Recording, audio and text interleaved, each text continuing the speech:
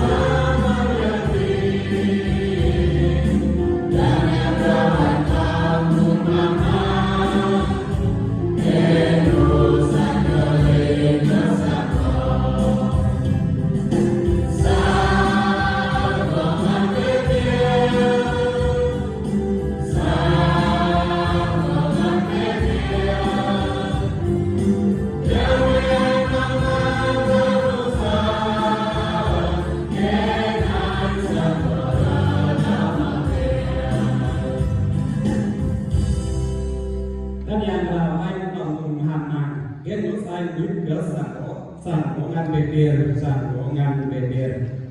Tất nhất đây là một đất